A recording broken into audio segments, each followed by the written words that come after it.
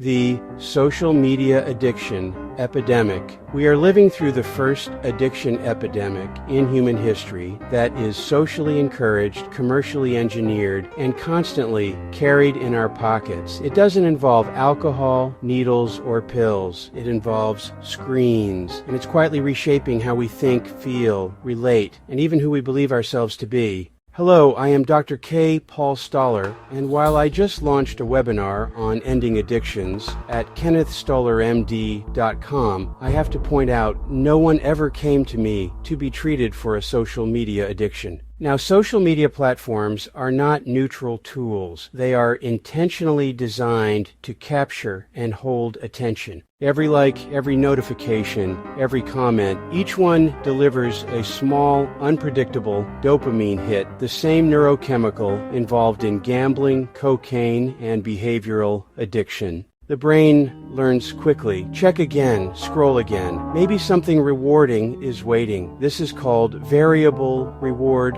reinforcement, and it is one of the most powerful addiction mechanisms known to neuroscience. The cost of this constant stimulation is not trivial. Social media addiction has been linked to increased anxiety and depression, erosion of self-esteem, shortened attention span, sleep disruption, difficulty sustaining real-world relationships.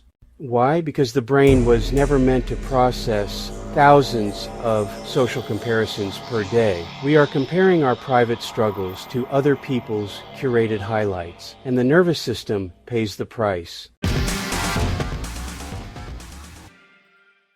People often ask, why don't they just put the phone down? Because addiction doesn't live in intention, it lives in circuitry. Repeated exposure reshapes the brain's reward and impulse control systems. Over time, boredom feels intolerable. Silence feels uncomfortable. Presence feels unfamiliar. This is not a moral failure, it is a neurobiological one. The solution is to short-circuit the neuroendocrinology of addiction, which my protocol does very well for other addictions. In the meantime, turn off non-essential notifications, create screen-free zones and times, replace scrolling with embodied activities, movement, music, nature, relearn boredom as a gateway to creativity. And most importantly, restore real human connection. The opposite of addiction is not sobriety. The opposite of addiction are good human connections. Recovery begins when dopamine is earned through life, not harvested from a screen. The End of Addictions is my webinar at kennethstollermd.com, but it really isn't practical to treat the millions addicted to social media and porn with my protocol, but you could.